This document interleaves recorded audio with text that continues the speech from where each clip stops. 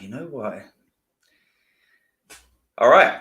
So, welcome to another episode of Preparing the Unprepared. This is normally a podcast focused on helping people make smarter career and hiring decisions in the data space. But I think there's a key component missing for a lot of people, whether that be on the applicant side or the business side, and that's having a real true understanding of what the role of a recruiter does, both internally and externally. So today I brought on Amy Miller, who's going to be working alongside myself during this podcast, just talking about, I guess, there's not really a plan, Amy, is there? We're just going to wing it. Yeah.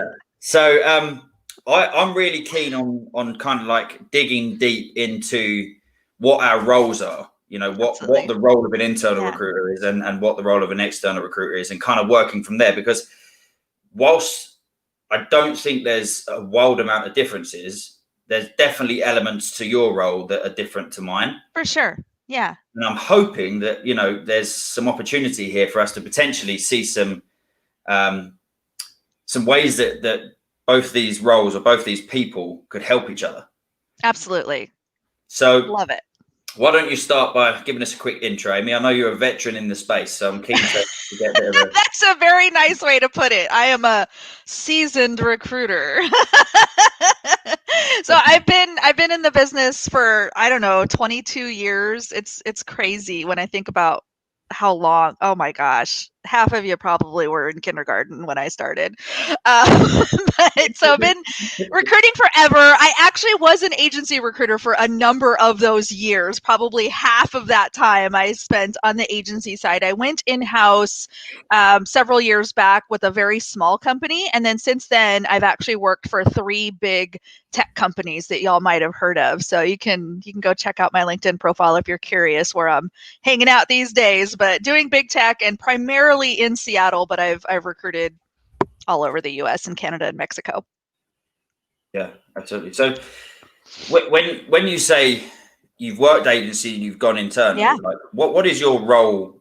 I guess without kind of going into too much depth in your current role, but what is the role of an internal recruiter? So we typically will be aligned to a specific business group or a specific type of hiring. Sometimes it's specific to a team, or it may just be specific to like a fungible, software engineer role, perhaps in really large companies, things like that. But the idea is we would have a certain alignment, a certain book of business, if you will. I think that's a phrase my agency brethren will understand. And we recruit for those roles. Like that's the business development on the inside looks very different because the roles tend to come to us. But I think, one of the biggest differences really between us and them, or me and you, is really comes down to that. Like, where do we get our clients? Internally, typically they're assigned to you, or they come to you, or you can ask for them. I really want to work with that team. But we do the same thing. We fill open roles. We go and find people. We review incoming people. We partner with hiring managers to figure out what are your pain points, what are the problems you're trying to solve here, and then go and find the talent that can do that. Yeah. Now, there's this preconceived notion that, and I don't agree with this, by the way, that internal recruitment is the easy way out of external recruitment. Right? You must have heard that before, right? I've heard it all.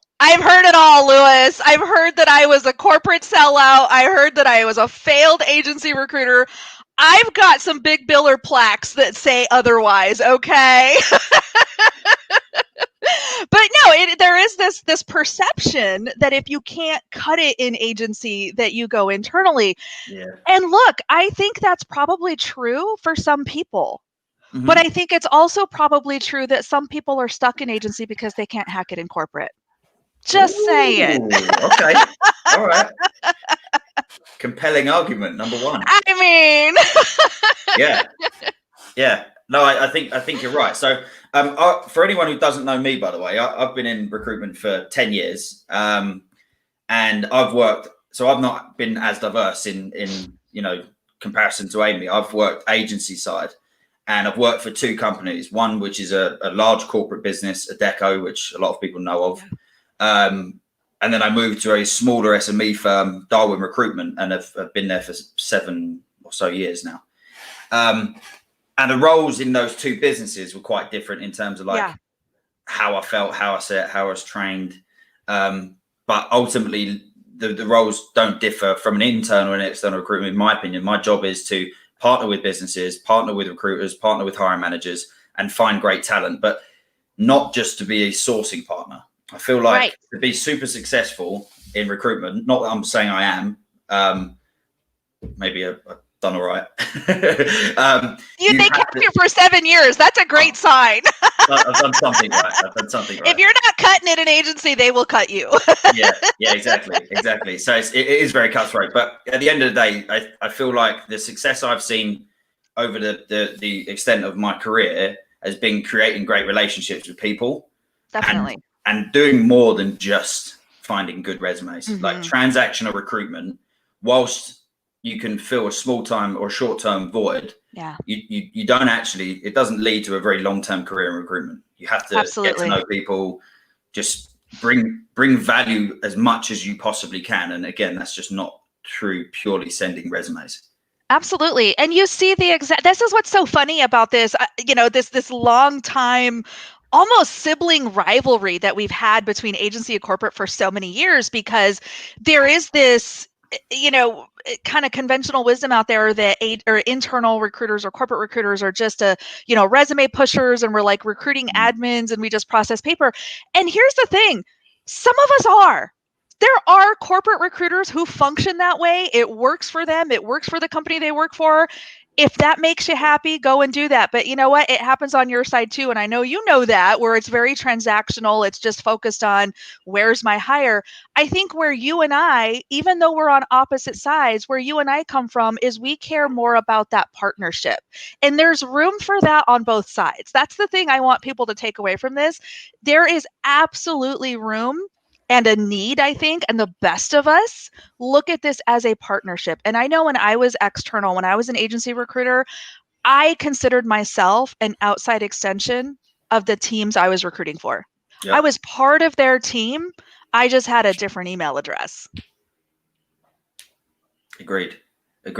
It's sometimes hard to, as an external recruiter, it's sometimes hard to deliver that message from for sure, from a cold start.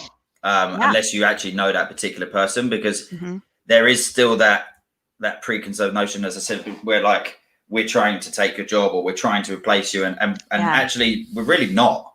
Like, right? We actually will all be much more successful if we work together. Right? I mean, imagine that. Imagine a world where I could give you a rec and go about my business and take care of other stuff. Like, okay, Lewis has got it. I don't need to worry about it anymore. I got other stuff to do. That's how it should be. I've never understood this need to compete with each other. I don't compete with my other colleagues. Like, they work on different recs. I may occasionally find a candidate that fits and flip it over to them or whatever, and that's fine. And, you can argue about credit, I guess, if you want. But it always confused me. And believe me, I used this line when I was doing biz dev in agency, that somehow on the agency side, there's some magic portal to candidates hiding in Narnia that only you can find because you're external. It's just so interesting to me. I've never given a rec to an agency or had a hiring manager say, I want to work with this agency, and then tried to compete with them. Okay, that's your rec. I'm going to go do other stuff. Call me if you need me. Yeah. Do you know what I want to point out? One thing that I've seen that's a clear difference between typically an external agency, a specialist agency, should we say, and an internal recruiter, is that normally you're spread much thinner over multiple positions. Yeah, typically. Can be, for sure. Yeah. So there's some value in that if a specialist recruiter comes in Absolutely. and says, okay, well, look, give us that one specific role and you can go and focus on the rest, that actually brings value to you as a recruiter, right? Would your business ever look at you and go, well, why have you created that great partnership and we're filling all these roles, but you're not? No.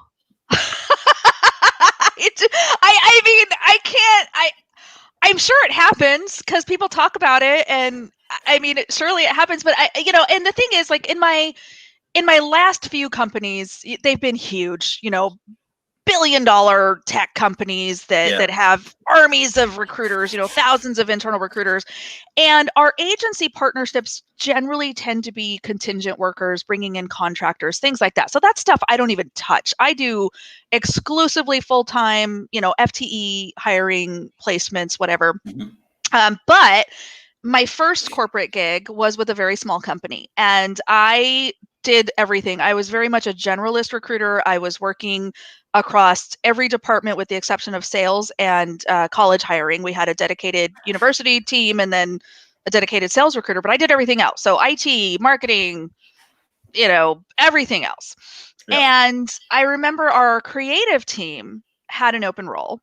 And so, go to do the intake and, what do you want? What do we look for? Blah, blah, blah. And they're like, actually, we have this amazing agency and I'm like, great. I don't have to worry about it. Go deal with your amazing agency, And I remember as that unfolded, I start working with this agency recruiter. I'm like, hey, they want to work with you. Like, that's awesome because I don't know anything about this space. I've never done marketing, whatever it is y'all are doing.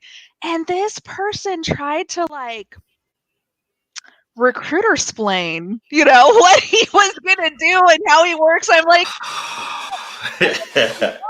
we've got the secret sauce. I know exactly what you do. I was a top biller at your company 3 years ago, and I think you can just go ahead and go recruit, little buddy. I mean, it was just so strange to me, but there was kind of this. I don't know. But anyway, back to your question. No, nobody ever looked at me and said, oh my gosh, Rod gave that role to an agency. No, Amy was busy doing other stuff. I'm good. There's something to be said as well, right? If you can be, as an internal recruiter, great at building external relationships that solve a problem, like that, you're bringing value to your business still. Absolutely. Rather than filling the quota yourself. I mean, I look at it like this. Okay, I have a husband and children and people in my house that are very capable of doing the yard work. Okay, these are healthy, functioning semi-adults. But you know what? I've got a lawn guy and it is worth the price. It is worth the time that we save. That's how I look at it. Like, this is not that we're not capable of running a lawnmower, but this is something that he does for a living and he's really good at, and the price is right, and it frees us up to do other stuff. Yep. Like, that's how I look at any kind of external partnership. And I know for a fact, because I maybe not so much now because I live in a house that's got a managed service, so they come and clean the building and stuff. But, a little different. But I'm also on a building site, so we haven't seen that yet. I think, it just relieves so much stress as well from your day-to-day life. Absolutely. Having that thought of it's being looked after. We've spoken about specifically what we need. They understand the business. They're able to deliver a very concise and clear message back to the market, the kind of message that you would deliver if you were doing it yourself. For sure. So you don't have to worry about those things. Yeah. And I think I still come back to this, just like you said, the sibling rivalry, where why is there so much animosity or so much tension between the two? I remember one of my early agency gigs.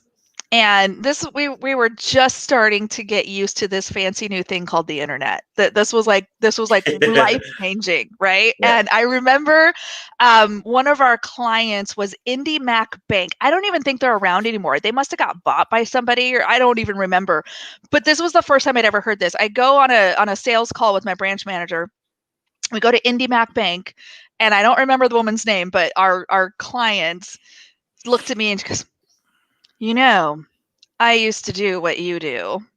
I was like, wow, and that was my first experience with this whole rivalry thing. And I'm like, okay. And so that kind of kicked off in my mind, oh, well, she must have sucked at it. That's why she had to go internal, and I thought that for a long time. I was like, well, maybe if you were any good at your job, and it's just so silly. But I think that we both, not you and I, because we get it and we're cool, but I think as an industry, the internal and the third parties, they almost come into this relationship or partnership or prospective partnership with their fists up, like I'm ready to fight you and I'm ready to defend my turf. And it's so strange to me. And I ask this question all the time. And here's one that maybe you can answer for me. What is the appeal from a third party perspective to go after a ginormous company that has 8 billion recruiters? Like what is the value to you as an agency recruiter to try to get into a business like that? I would say there's a couple of reasons. One, there's obviously scale, right? Sure. So there's going to be way more hiring going on than perhaps an SME. Yeah. And I guess two, there's a pedigree, right? So it's kind of nice to turn around and say, I work with Google. Like that can kind of like, I don't want to say put you on a pedestal, but when you're talking to candidates that perhaps wouldn't normally talk to you, it might be another way of getting someone on the phone. So there is that, but I actually see, not to say I wouldn't work with big companies, I see a lot more success working with SMEs that perhaps don't quite yet have that business function set up. Yeah. So they don't have that internal recruitment team or at least have enough recruiters internally to be able to support the 40 roles they've got between two of them. Yeah. Because that is I'm going to watch my French here, but that's a lot of time that it takes. Yeah. On average, I guess it depends what kind of business and what kind of processes you've got set up. But on average, how long does a typical interview process take internally? Oh my gosh. It can vary so wildly company to company and sometimes even team to team. It's so interesting. And I love this question because I think I wish more people asked that, first of all, because I definitely have worked with a lot of agency recruiters who think, well, you shouldn't do that. I'm like, I'm sorry. Every single team in the company does this. Did you think we were changing it for you? Like, this is our process. This is how it works. But I think, going back to the first very small company that I worked at, they couldn't get away with a very extensive process. They did not have the clout, which I love kind of where you're going with that and how it gives us clout to have these big names, in our Rolodex, so to speak. But our IT team tried to like create this like all day panel presentation kind of thing. I'm like, y'all are not Google. You cannot do that. We are losing candidates left and right. So, but you bring up an interesting point because that's something on the inside, and I'd love to hear your take from the outside perspective. That's something on the inside that I can try to navigate and push back and consult on. Like to actually say, hey, this is how we're showing up in the market. This is how, you're losing candidates at different points of the process because things like that. So on the outside, I'm sure you've run into this too. How do you address it? All the time. It is a pain that I don't think will ever go away. Yeah. I wish it would. I feel like get my magic wand. Can we make that happen? No way. I honestly, I wish it would. I think the first challenge that we see from the outside is does the hiring manager actually have a focus on hiring? Right. Like, do they know that part of their job is to actually hire people? Because if they did, I feel like process could be moved when it needs to be moved. Things could go faster when they need to go faster. The quality of the process could be better if they actually realize that if you were the face, let's say the second person once they've spoken or seen one of our wonderful faces and the screening process, if you were the first person that they see, do you know how much more value that would add to this person's experience? And I feel like there's sometimes a breakdown in some of the businesses I work with because there is a challenge that recruiters don't want us to talk to the hiring managers. And it's so interesting to me. Let's talk more about that because this is fascinating. Yeah, I guess because normally, at least in Europe, right? So there's definitely a difference between doing recruitment in Europe and doing recruitment in America. 100%. We were taught to not work with recruiters and do everything we possibly can to avoid them. And if that means getting the hiring manager's number and calling them direct on a Saturday, do it. Like that. That's how you talk. That. Turns out they don't.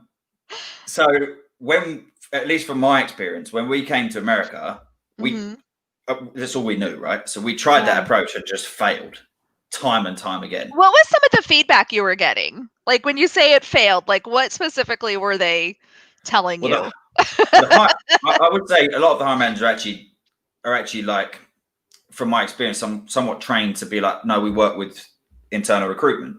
But because you've taken that step to overstep internal recruitment, by the time you then end up getting put in touch with the right person, they're like, already mad at you. Yeah, you skip the line, buddy. You're going straight to the back. And the thing is, you guys have the power to work with an agency or not. Like if you didn't want to work with somebody and a hiring manager did, there's something to be said for your power to be able to say, yeah, we're not gonna do much with this agency. We'll find another one. See, and that's interesting because I have to tell you, and again, my perception is obviously highly biased based on my personal experience. Yeah. Here's been my experience with that. I don't have the authority to pick anything. I am told this is who we're going to work with. This is how we're going to do it. So it's actually, my experience has been opposite that. But what I can tell you, I have had a number of situations where a hiring manager has called me up and said, oh, hey, so-and-so sent me this resume from such and such company. Can you call them, get them on the phone? I want to interview this person, blah, blah, blah. I say, great. Happy to do that. Do you have the authority to sign a fee agreement, and is the fee coming out of your budget? What do you think they say next? No. They say, I don't know. I have to pay for this? Yeah. Did you think they were sending you a resume out of the goodness of their heart? So that's been my experience. It's been, and again, just the handful of situations I've been in. But that's been my experience where they actually seem super mystified by this idea that this isn't just a free resume, or that there's some kind of a mechanism in place with an actual agreement and rules of engagement and ownership timelines and a fee. Like they're stunned by this, which is so surprising to me. It's like, how do you not know this? How do you become like a business leader and not understand this? Yeah. That's interesting. Because typically the message then is delivered. I guess that's where my understanding is confused, because the message is delivered then by the recruiter to say, look, we can't make this happen. I'm like, oh, they've shut the door. Do you know how many times I've been made the bad guy? They're like, oh, well, can you call him and let him know? You chicken. Talk. Yes, I will be the bad cop for you. So yeah, I think there's definitely circumstances where the recruiter somehow has some kind of power. But this is what's interesting. Let's dig into that a little bit, because this is another common misconception I hear a lot, that recruiters, I was talking to somebody externally a few weeks back and like, oh, well, but the CEO introduced me and da-da-da. Okay, so I mean, it's one of two things. Either the CEO really wants to work with you and is telling HR to make it happen, or the CEO doesn't care and is expecting HR to clean it up. So which is it? Well, but the CEO told me to call this person. Okay, again, my question still stands. Like, what? Because if you're not getting a response, I just find it hard to believe. And please, and maybe people are commenting, I don't know, but correct me if I'm wrong. If a CEO or a VP or a high-level person says, I want to work with this person, am I expected to believe that a low-level HR business partner or even a senior recruiter like myself is going to overrule that? Is that what I'm hearing? Because I gotta say, I find that hard to believe. True. Yeah, true. I think I've certainly in my career matured a little bit more so I tried all those approaches, right? I guess you get approached all the time, and these hiring managers get approached all the time, and the CEOs get approached all the time. So just touching on something before where it's really difficult to know what all the protocols are, like whether you've got agreements in place with this agency, whether this is something that's come internally. So I can understand the confusion. I do think that there's an element of, or a lack of, training when people become hiring managers. So do they actually know what the role entails? Do they know how to recruit? Do they know who they can use, who they can't, what the rules are? But then coming back to your point of, I think recruiters just try everything they can. And I Yeah. think the only solid way that would stand any ground is if the CEO actually said on an email introduction, "Hey, Yeah. Amy, I'm working with Lewis. He's got some really interesting stuff. I think you guys would work well together. Yep. Could you collaborate?" Absolutely. Like that seems legitimate. Yeah. I I mean, wouldn't take the word of someone that I don't know saying, "Well, the CEO told me." yeah, right. That's the confusion, right? I'm like, if you've got a paper trail or you've got a clear like introduction or plan, like do it. But I just find it hard to believe that someone at my level would override a high level business decision. And it's so interesting that is often the the scarlet letter we get to wear. Well, Yeah, Amy absolutely. got in my way and wouldn't let me work with this company. Like, okay. Yeah. Glad you think I'm not powerful. If only it were that easy. If only. We've got a question. Well, it's not really a Yes. question, really. Love it. Ronald Coleman has said there are many smaller companies that try to avoid using agencies due to cost and budgets. I know you've worked recently for some like Yeah. huge businesses that I guess cash flow isn't a problem for the most part. For the most part. Doing okay. In my opinion, smaller companies don't necessarily avoid using agencies because actually there's something to be said for the value that we can bring in. Sure. In that, if you don't have an internal recruiter being paid a salary and benefits and everything that comes with it, you can very quickly control a recruitment fee. You know what it's going to cost you. You can budget it in. You don't actually have to have headcount budget to use a recruiter. Right. You can pull budget from other places. And there's other options as well in both permanent and contract hires. Yeah. So there's ways of solving problems internally within a business for smaller companies that actually potentially could save you money if the job gets done. Yeah, that's an interesting comment, and I trust that Ronald has personally experienced this, and this is coming from specific knowledge that he has about the businesses he's worked with, but I find it interesting because I don't want to pretend that internal recruiters are cheap because I'm not. I promise you, I have no doubt. So it's interesting because I've actually found the opposite to be accurate, at least in my experience, where there isn't a budget for a full-time six-figure recruiter, right? Which frankly, a lot of, especially at least in tech, and certainly on the West Coast, a lot of us are. Yep. And so it's actually easier, cheaper, more effective for the business to pay 20, 30 grand a pop for those highly targeted, placements. So I don't know. There's a cost no matter what, but it does come down. So to Ronald's point, it does come down to where does the business feel like there's an investment. Now, if it's a small company that's hiring, a bunch of technicians to manufacture widgets, maybe you just have a general HR person that processes a bunch of applications. And that's okay. Not every company needs us, whether we're inside or outside. We have a very specific skill, a very specific function or role to play within a business. And not every business needs what you and I do. The ones that do, open up your wallets because we're not cheap, are we, Lewis? No, we're not. I want to that something just sprung to mind there, and we've got another really interesting question that's coming. Yeah. But something sprung to mind about you've been doing this for you said 20 odd years, 22, right? yeah. I've been doing this for 10 plus years. When you hire someone with experience in the space, what are you actually getting, internal or external, putting that aside? When you're hiring a recruiter, what are you actually getting with those years of experience compared to someone who's been doing it, let's say a year? I'm not going to name the company because I may want to go back someday. Probably not, but maybe. No, I'm just kidding. I don't know.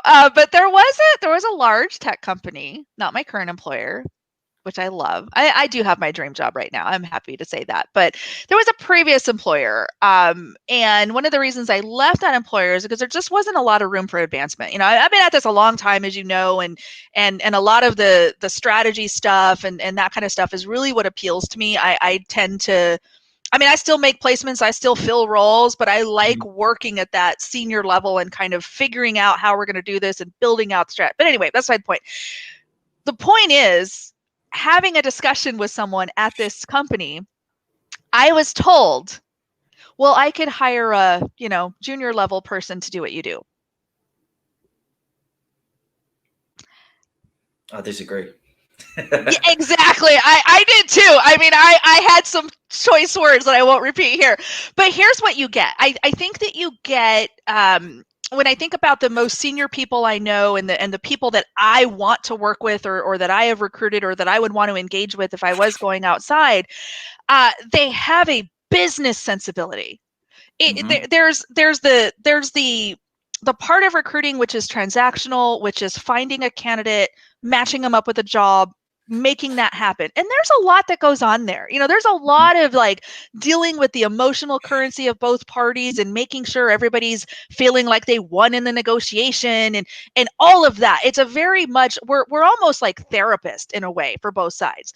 So there's that element of it and that transactional piece. But I think with the seniority and with the experience, you learn more about the overall impact to the business. You start understanding, it's not just, oh, I'm going to go find a hardware engineer. It's, okay, I need a hardware engineer who's at a certain level, who can be a player coach, who's going to end up building out a team that's going to spin out and do this other specialized hardware thing. And so you start thinking in those terms, and that really kind of colors your recruiting process, the kinds of candidates you're targeting, maybe how you're interviewing them. Like, you go beyond just, okay, here's a job spec, I'm going to go find resumes that match it. It becomes a much deeper consultative conversation. And that's what I love about it. And that's what I think you get with more senior people. Yeah, agreed. I think there's certainly some people who pick the role up very quickly and are super capable. Oh, for sure. For sure. We've got actually a couple of them on our team that are exactly like that haven't been doing it for too long, but absolutely in time will be hugely successful. But I think when it comes to years of experience, like one of the key values I bring is hopefully my credibility in the space of data, and secondly my network. You can't build a network. For sure. It doesn't happen overnight. Year. No. Yeah. So what does that do for the business or the role that I'm trying to fill in that sense? Firstly, time to hire should be significantly shorter, because I don't have to go out cold, start a new search, start talking to people I don't know that might recommend me. I just go to the people I know who are key players in the space and say, do you know anyone that can do this? Or do you want to do it? And that, I think, is where the immediate value gets brought in. And then to touch on your point, which is having a much better commercial understanding of how a business operates. But seeing past the job spec that says you need 5 years of experience, 2 years in SQL, whatever it might be, and actually then going, well, what are they actually doing? Like, what impact are they having a team? Like, what's the long-term career path for these people, and how's that going to influence the business and the rest of the growth? And then there's a tip there for anyone external, in my opinion, that is still trying to pitch candidates in, saying, well, this guy's got 3 years JavaScript, he's got 1 year's Java, he's worked on a product team. Like, that shit ain't interesting. Like, tell us what they've been doing. Tell us the impact. How much money did they save the business? How much money did they make the business? Were they involved in hiring? If so, how many hires did they make? What was their success rate? Like, what was the accuracy of their models? Like, how is that relevant to the business that you're trying to approach? If you've got a business who are looking to I don't know, let's say, build out their customer retention team, go and find someone who's been doing customer retention successfully at a business and pitch them in and tell them about their story. Like, you will see much more success and a much better response from internal recruiters, hiring managers, whoever it is you're trying to pitch that candidate to. Storytelling is such a critical part of recruiting on both sides, because you have to do the same storytelling back to the candidate. Hey, we need somebody to come and write code 80% of the day and work in Java. That's boring. Who wants to do that? Like, everybody does that. But if you say, hey, if you've ever flown on an airplane, you have probably benefited from the work that this company does. They actually build the structure that wields onto the, I'm just making stuff up now, but you know what I'm saying? Like you're like telling a story and you're taking this person's experience or this job's requirements and you're spinning it into something cool and a commercial of sorts. And that's another thing I think, and I don't want to confuse years of experience with recruiting ability, because there are some like 2-3 year hustlers out there that are really, really good. 100%. And there's some people who've been doing this stuff for 30 years and couldn't recruit their way out of a wet paper sack, right? So I get it. Like, years of experience is not always the right measure. Agreed. But I think the people who are able to do that storytelling and really peel back the layers, not only of what is the company trying to accomplish and how does this potential new hire solve for it, but then for the potential new hire, how does this impact your career? I got an email just a few days ago from an agency recruiter, and they were trying to recruit me. And they're like, "Oh, we have this amazing job, and it would represent a great, career, growth and blah blah blah, all the right words, right?" I ain't going nowhere. I'm doing quite well. But I said, tell me more. I'm just curious. I got a lot of friends that are looking. Maybe I can pass along referrals. It was a 3-month contract for an hourly rate that's about half of my current comp. And I was like, I'm not good at math, but I know this one isn't going to quite pan out. So it was, props for the attempt at like crafting a story, but it wasn't. That's the kind of stuff that recruiters, with time, with learning, with falling on our faces a few times, start learning how to really tell that story in a better way. Yeah, I think sometimes it's not about just trying to talk to as many people as you can either. It's about actually putting some time into researching, like you said, the business, the role, the need, the future of the role, etc. But then actually going out and looking at a profile for more than 2 seconds. Oh, for sure. Actually trying to figure out what they do when you do get this part. Because at the end of the day, right, businesses want to hire the best people. They just do. Businesses aren't out there looking for the worst people. Right. That just makes no sense. Right. So in order to get those best people, more often than not, they're typically happy in their roles. Yeah. So if you put just a few more seconds into looking at their profile, their resume, their CV, whatever you want to call it, and then talk to that person about something that's relevant. Again, just like the business, if you pitched in something that's relevant, they're going to give you much, much more time. Yeah. So I'm getting the feeling that we're not actually that different. We're really not.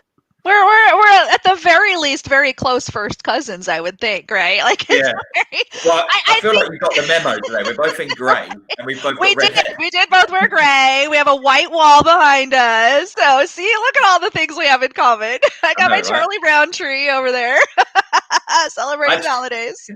I actually wanted to mention. So we were introduced by Gigi, who's just love her. Yeah, she's so cool. I gave her one of my top tips in interview. Oh yes. And I'm doing it right now. So first and foremost, I wanted to be a little bit more casual because I know you're recruiting in yoga pants. Yoga pants. Yeah, I was actually at the gym this morning. I had somewhat. I don't know if you can call them yoga pants, but I wasn't so sure they would be as appealing for people on this live. They were tight. So I went for something a little bit more casual, but toweling.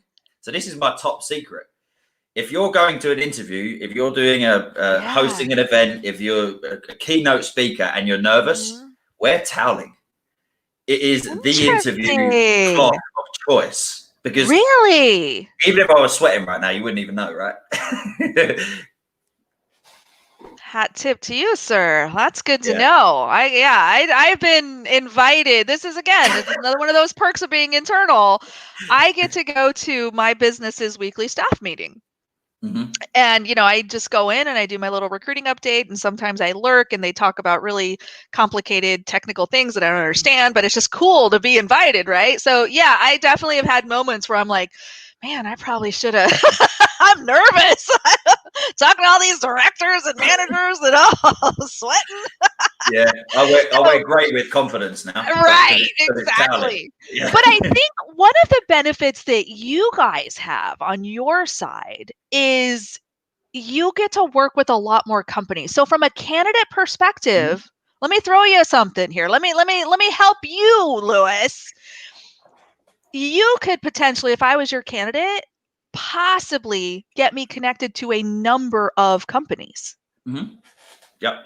On the inside, if you were my candidate, we're kind of limited to, this is the company I recruit for. Do you want to be here or no? Because if you don't, we probably don't have much to talk about. So that's one of the, I personally think that job seekers should talk to both of us. I Mhm. think there's I value agree. in just having that network of recruiters and having people to, you can learn from or potentially partner with. But I think that is the one thing I will point to you, because I don't necessarily have that ability. I recruit for one company and one company only versus however many clients you may have with your Yeah. agency.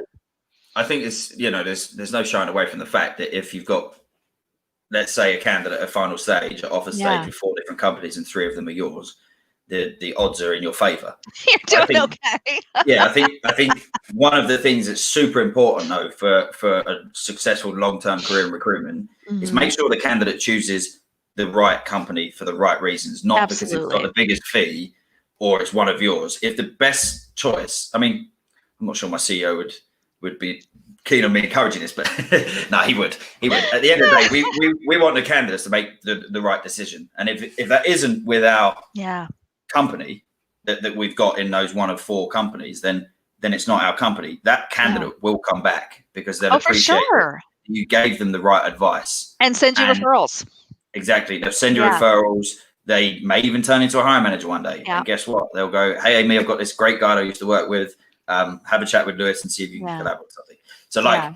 I think if you're ever in that situation, the candidate just will respect what you're Mhm. doing, rather than going, you've got a time frame. If you don't make a decision within the next 5 minutes, you're going to lose all 3 offers. Like I've seen it. I've done it. That's how Yeah. I No, train. And same. then I realized that Yeah. doesn't work.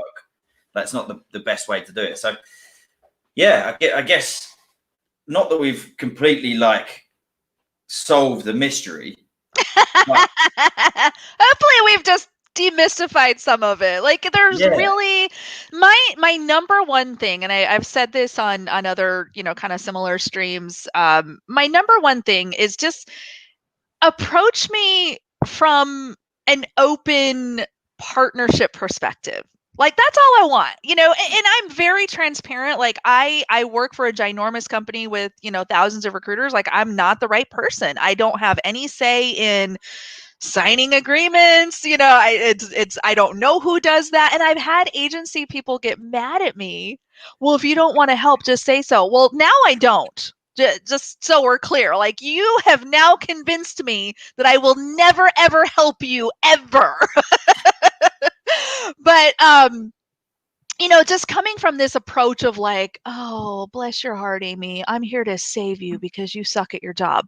That's not really the way to earn, the business or the trust of my partners who trust me. It's I don't think, I could be wrong. I don't think that a corporate recruiter would be in their job long if they were not themselves providing some kind of value. Now, that value may look different than what you would provide. I understand that. We already kind of touched on the transactional recruiters, the fungible, repeatable hiring that some of us do, those kinds of things. But I don't think, and please, if anybody feels differently about this, weigh in. I don't think a manager is ever going to call you up and say, you know what, I'm stuck working with this Amy chick and she sucks and I don't get anything from her and I need to work with you and I need to pay your big fat fee because Amy sucks. Like, I feel like it's probably A, not true. B, he sucks and is blaming me. Or, you know what I'm saying? So I think there's just, Yeah. we all see the world through the lens of our own experience, and I get that. But if I was not making placements, if I was not getting people hired, I would get fired. I True. mean, it's if you don't do your job, you don't get to keep it. Yeah, I think that probably spreads across most jobs, right? You would hope. I mean, Yeah. I did work for the government for a couple of years. It may not be totally accurate there, but for the most part, I think it's true. Yeah. So yeah, That's so true. We did actually just get another question. It was a little Yeah. bit earlier actually, Love but questions. I was trying to read it. So, hey, Amy and Lewis, is an internal recruiter like a football manager and an external recruiter like a team scout? When the manager needs help finding players, the management finds a scout to look out for the player, looking to better understand. Firstly, I don't know much about football. I'm terrible at sports, but I think I can figure out what you're trying to say here. What are your thoughts on this, Amy? I think yes. And thank you. Dibs is a buddy of mine. We've connected over my YouTube channel, so thank you for weighing in. We chat all the time. But no, I think that's absolutely right. I think there is, kind of that core. Like I know for me, I work with a specific, and I'll even use. Let's use Google as an example, right? I was at Google for a while and I worked, I did a specific kind of recruiting. I did engineering management recruiting for YouTube. That was my client group. That's all I did. That was my 100% focus. And so I would, partner with those directors and VPs and, we would plan out this leadership hiring and, all that kind of stuff. But there were occasions, so kind of going back to that example where, hey, I need a short-term resource. I need a 6-month contractor. I need Yep. just a junior engineer. Okay, great. That's not what I do. That's not my specialty. Let's look at, and help them. Obviously in a big company, got to create a PO and got to look at our approved vendor list and those kinds of things. So yeah, that's a great point where sometimes you need that extra shot in the arm, that extra, pipeline or something. And the same with contract recruiters. Don't forget, there's this middle ground. There's maybe the stepsister in the room here, right? Which is the RPO. So you have agencies who are actually embedded into companies. Mm-hmm. So who owns them? Who gets them for Christmas, Lewis? Do I or do you? They're kind of in the middle. Yeah, they are. Yeah, yeah, absolutely. I think you're right. There's an opportunity to leverage both relationships as you need them. One thing I would always actively encourage any candidate, any hiring manager, any recruiter, just make relationships because you never know when you might need them. Absolutely. And don't always have like an agenda behind them. Like connect with people that you feel like you might get along with, people you might have things in common with, people that share the same interests. Yeah. And if it transpires into an opportunity at some point down the line, like great. If not, maybe you've met someone that you just become friends with. Like I feel like that's super important. That's how I got my first corporate job. I was actually friends with, I was working at the state. I was agency for a long time. We had a big, 2009 recession, 2008. I don't remember what year, a long time ago, but it was bad. And my agency was actually a European-based agency that pulled out of the US. And so I'm like, well, I'll just go work for the government. They're hiring. The only people in town that are hiring. And so made connections with agency recruiters and, trying to get people back to work and get out of this recession. And one of them called me up one day and he's like, hey, I just started this new corporate gig. We're hiring. What do you think? I'm like, I've never done corporate recruiting. Like, isn't it awful? Isn't it where great recruiters go to die? I don't know. I didn't know any better. And that's how I got in. And every job since has been a result of a network, somebody I knew, somebody I'd worked with, somebody I'd filled roles for. So those, I don't think that's exclusive to recruiting. I think that's important for every industry and every job seeker. Really work your network and build those relationships from a mutually beneficial perspective, not a what can you do for me.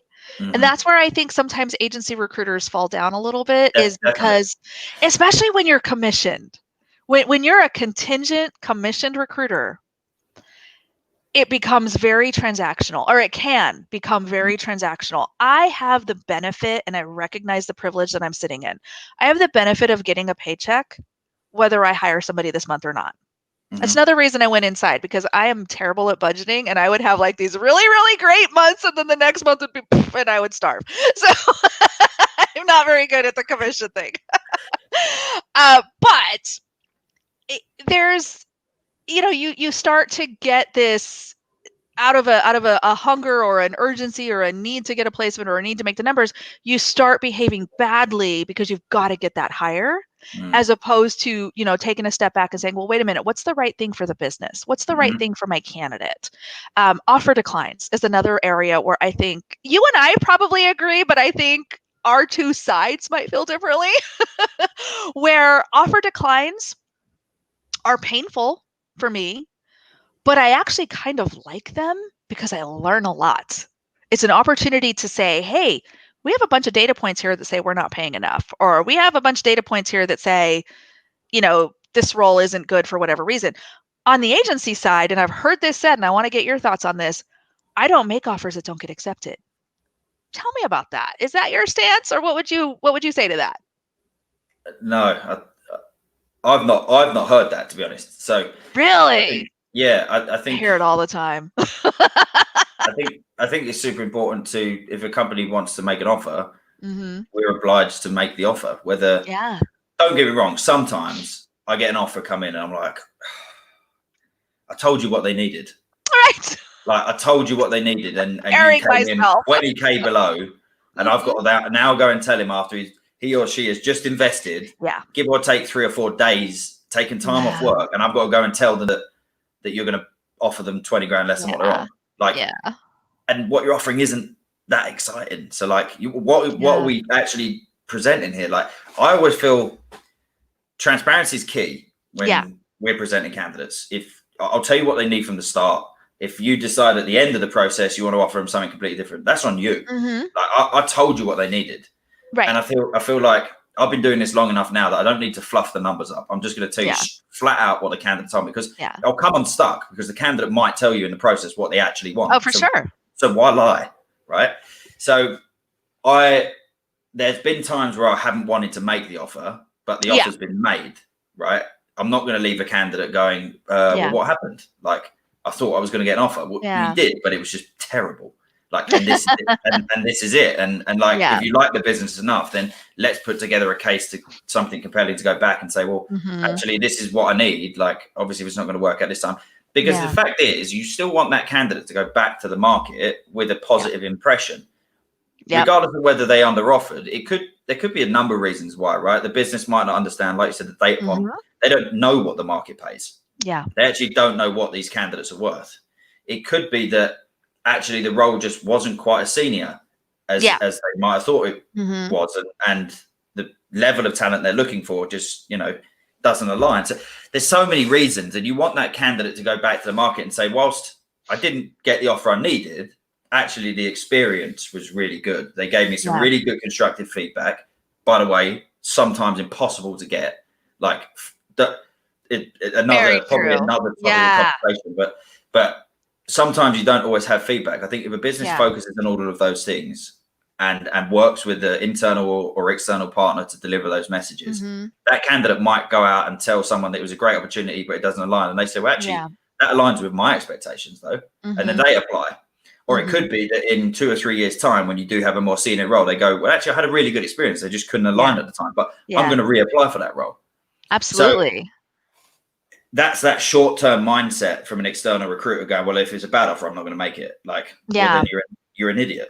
Yeah, right. I'm so glad you said that, because I sometimes feel like, okay, am I crazy? Because I feel like if a candidate has earned an offer, I'm making it.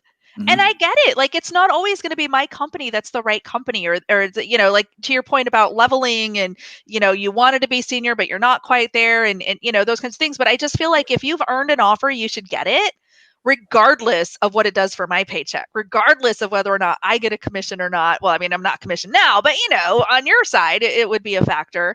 And I think also, kind of on the same vein with the offers, I think there's a perception that recruiters lowball candidates. I think you have a better argument, because you can say, look, if you make less money, I make less money. If it's a percentage model, right? The same thing, right? If they make more money, I make more money. Like, it's in my best interest. It is in your best interest to make a good offer. But I think, I don't know. I can only speak for myself. I'm nobody's boss. I can't say what other people are doing. I have never found it in my best interest to lowball a candidate, ever. Whether I'm internal or not, like it doesn't make sense, because you're going to come in. There's several things that go wrong. You're going to come in below your peers. So we have an internal equity problem. Mm-hmm. You're going to be a flight risk, which means I got to fill your role again in 6 months when you get mad and leave. That costs more. That costs more, Which by the costs way. more. Yeah. And just adds to my workload. Mm-hmm. And I'm setting up the wrong expectations with the manager that this is the cost of labor when it's not. If the Mm-hmm. cost of labor in this area for this type of talent is actually $10,000, $15,000, $20,000 more, I'm actually hurting everybody involved by Yep. trying to lowball. But I think that's a harder message from corporate than it is from agency, because you can tie it very specifically to why it's a win for you. Whereas for me, it becomes more of a, you kind of have to trust me. I mean, I can give you the logic behind it, which I just did, but then it comes down to whether or not you think I'm full of it or not. Mm-hmm. Yeah. Do you believe what I'm saying? It's a trust thing at that point. So there's one of the differences. Like we don't. For sure. There's no pressure on my role to have that Yeah. that corporate level conversation, whereas Yeah. you might. And there's we've got one more question, but there's also one thing I just wanted to ask you, or at least to collective get an answer for it. Like, what is the main challenge you face as an internal recruiter day to day? And I'm keen to see whether that might be similar to mine. I think, oh my gosh, there's so many. I think one thing that comes to mind that I would say is common across every corporate gig I've had, and there's been 4 now. Yeah. Four places I've worked as a corporate recruiter. The narrative or the perception of my company. Because again, I represent a single company. I'm here to recruit you for a company. I don't have the benefit of working with 6 different, firms or whatever.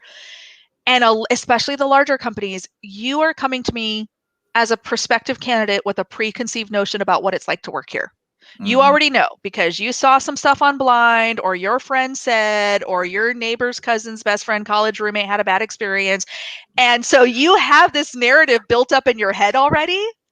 And I have to face that first, as opposed to on the agency side where, hey, I'm just here to help connect you to opportunity and here's some different options. And then you have a little more control over starting the narrative, which I don't. Yeah, I would say that's pretty accurate. I think that's not necessarily a challenge for us in that sense because we can't control it. I personally find the biggest challenge around just time, and again, it's probably another conversation, but for time for feedback. Yeah. Like, or just what happens to it.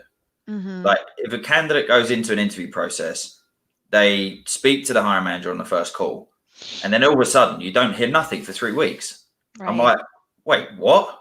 Like your bar is set so high for some of these candidates, and the pool of people that you're trying to ask me to go and, like, first and foremost, I can't just send these people a direct message, them send me the resume and say I'm interested. This is going to take me weeks. Mm-hmm. I'm going to have to get these people on board. I'm going to have to sell them the opportunity. I'm going to have to tell them about you, the business, the recruiter they're going to speak to, the process, what it's like for the future, all of these things.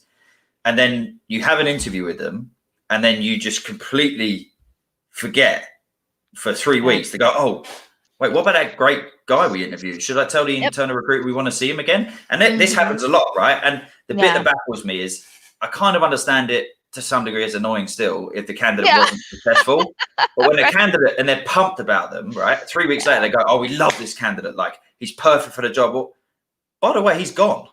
Mm-hmm. Like, you lost that candidate. Exactly. When you didn't respond to him 3 weeks ago. And even if you did respond, his perception of your business now, or how you run your team, is bad. It's a negative one.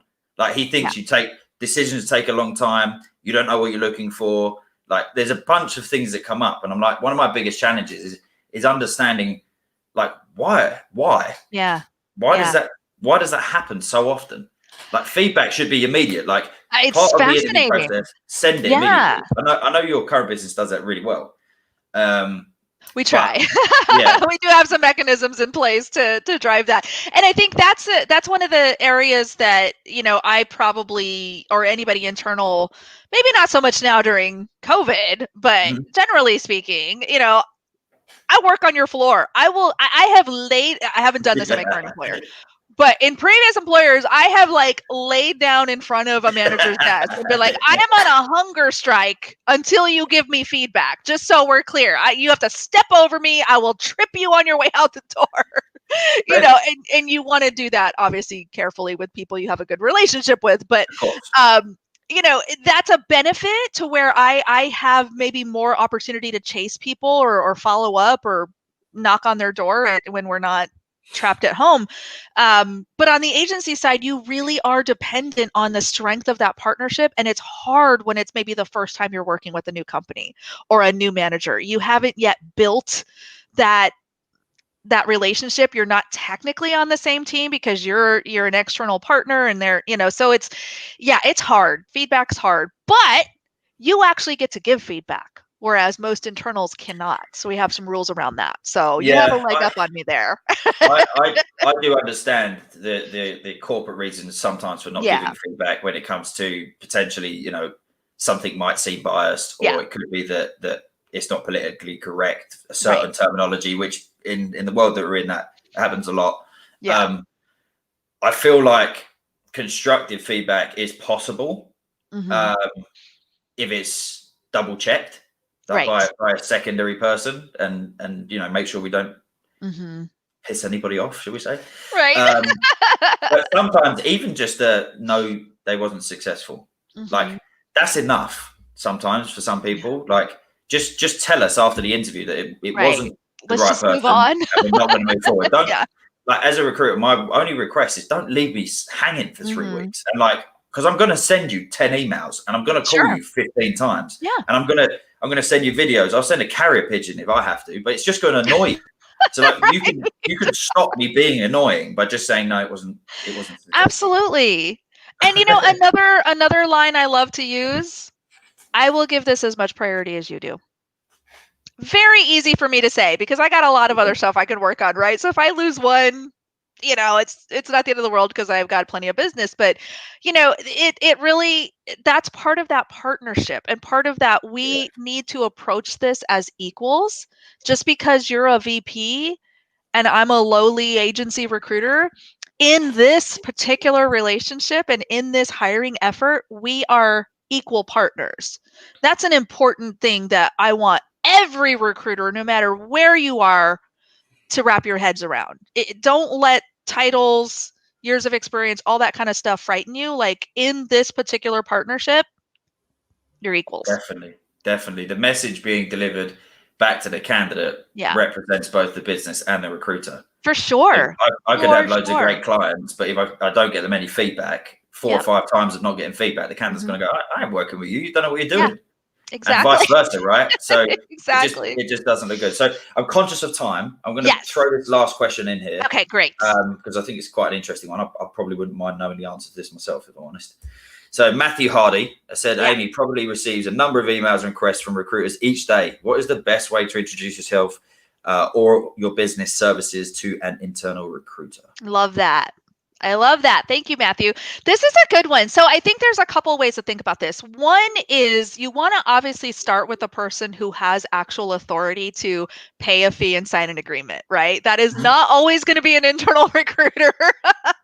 I have no problem with people going around me or over my head or what. I don't care because I know I don't have that authority and I'm okay with that.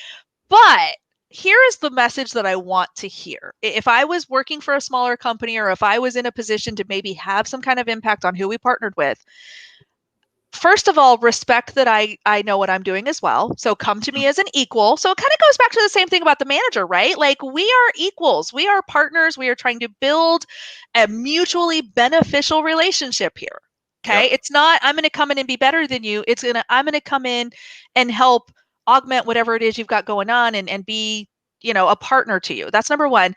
And then secondly, I guess what I would want to hear is, hey, I'm a recruiter with such and such. We specialize in this particular thing. So own what it is that you do. Don't try to come in and be everything I need. Like, you need to know yourself and you need to lead with that. Like, come in and tell me, do you specialize in hardware engineering? Do you specialize in widget building? Do you specialize in accountants? Whatever. I don't care. obviously that impacts who you're going to send this message to. But Yeah. own what it is that you do and that you're good at, and then ask me what I need. If I were to call you again next week with the perfect candidate that you really need today, what does that look like? If you're, as you're thinking about your hiring for 2021, are there certain gaps in your recruiting strategy that you might need a third party to help augment? Ask me. I hate MPC calls, and I've made 80 billion of them. Most placeable candidate, did they still call it that? They do. They do. They do. I was just about Hate to say it. that. Because you know what?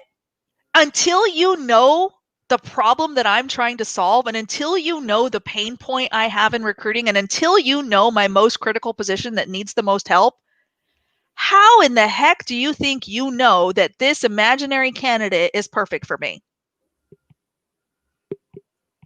I mean, it just doesn't compute. Yeah.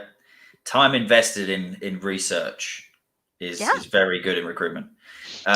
Q, by the way, you be ready for the mountain of emails you're about to get. I know, and they're all gonna be. I made them. I won't say it's a mistake, but I did. I have my weekly channel. About, and I did a video on networking, and I actually provided templates for job seekers, like how to network with recruiters, managers, and potential peers. If I had a nickel for every person who used my template on me, brilliant. I would have a bag full of nickels to knock myself out with and take a nap. Okay, let me tell you, and I have to respond because you used it on me. Well, I was going to say, did it work? Yeah, did it work? I mean, 90% of them, I was like, "That's clever, thank you. I'm still not the right person, but props for using the template." Nice. So on that note, you've got a YouTube channel. You every week share videos that. I mean, do you have an agenda to the types of videos, or is it just stuff that comes into your head? So yeah, pretty much. No, the intention behind it, it's AMA Fridays, so ask me anyway Fridays, because people think I don't know what I'm talking about, but ask me anyway, it will be fun. But the intention was to bust recruiting myths, and that's why I was so excited about this conversation, because I think there's so many misconceptions and wrong perceptions of what it is that we do and how we work together. But the idea was just a series every Friday morning, 7 a.m. Pacific, a video drops that is attacking some conventional wisdom, right? Like some recruiting tip, something I want to prove wrong, things like that. So, and I'm always looking for ideas. Sometimes I'll read something on the internet that makes me angry, and then I'll talk about that. So inspiration comes from all over. Yeah, I think there's definitely more than one myth in recruitment. So I thought I would run out of content pretty quickly, and we're now coming up on like our 50th video. It's wild. We've been doing this since the first week of January, and no end in sight. Would you just out of interest on that note, like I'm definitely seeing way more people starting to, me being one of them, I started like 12 months ago, but using video and using YouTube and creating content, like that's kind of, I started following you through Gigi's introduction. Yeah, love Gigi. And there's this, one of the myths is like, why do recruiters keep information to themselves? Like we're all doing the same job. Like, I've got stuff I can teach you, or I've got stuff that I know you might not, and vice versa. Like it's not a secret. It shouldn't be a secret.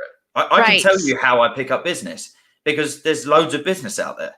The chances of you ever taking my clients is slim because I've worked on the relationships, but absolutely. It is this weird, it must come from some kind of insecurity is the only thing I can think of, because I feel like if you have the relationship, like I was joking with my current client, this director that I work with, and we were talking about like 2021 planning and whatnot, and this is how we're doing this year and kind of finishing out the year with this, blah blah blah. And I said, unless you're tired of me and you want a new recruiter. He's like, absolutely not. So like, I'm not scared. Like I know we're tight, and he's not going to ask to replace me yet.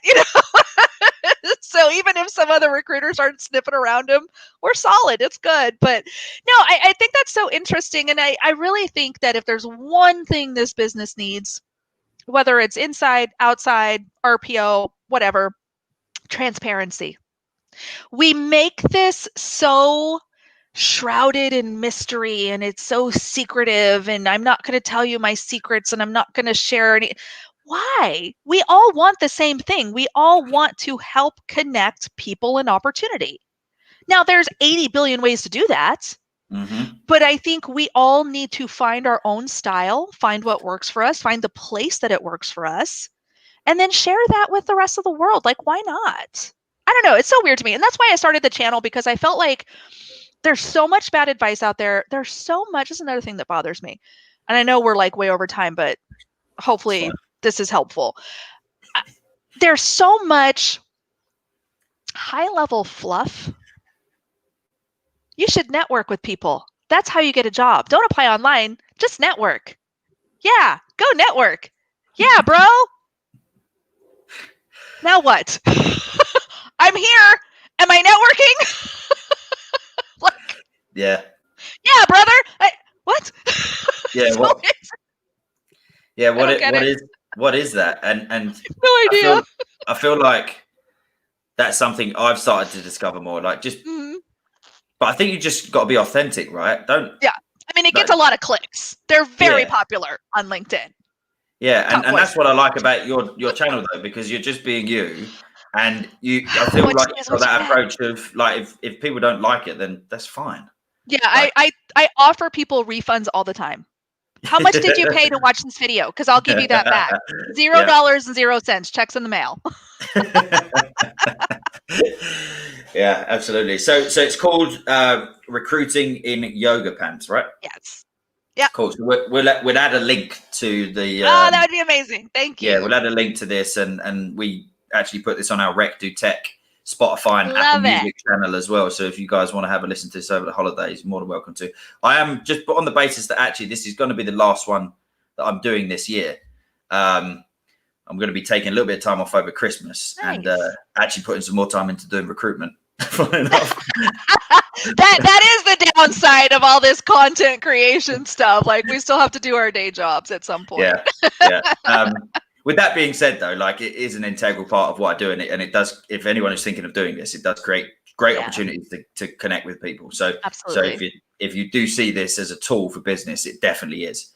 And I think it keeps us honest, right? Like, I have to back up what I say. I can, make all these videos and talk about how to write a resume and how recruiters look at resumes and how to respond to candidates and all that.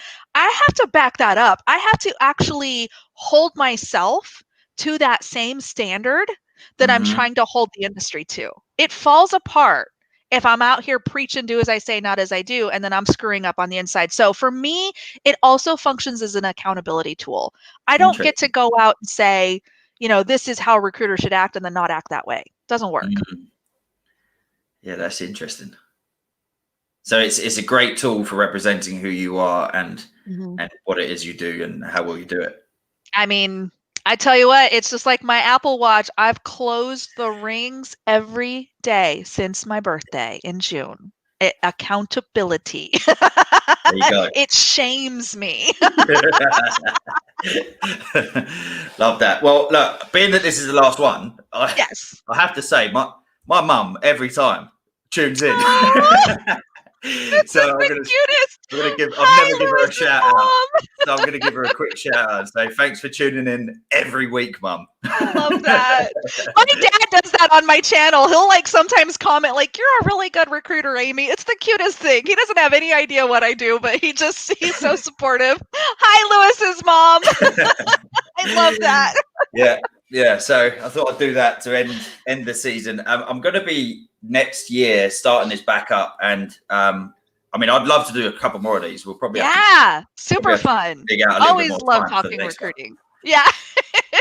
I'm always on the lookout for anyone really in the data science, machine learning, natural language processing space that wants to talk about stuff they don't normally talk about. Ooh, so they get approached often to say, okay, well, this is what you do. Can you come and talk to us about this specific? And I see a lot of my success on my podcast by saying, what don't you get to talk about? What's the stuff that you want to talk about? And let's talk about it and then try and find a balance between my experience as a recruiter and Mm-hmm. my understanding of the process and how I that love that. intertwines with where you're at. So that's always been the mission for the podcast, and it's actually enabled me to talk to some serious people. That's great.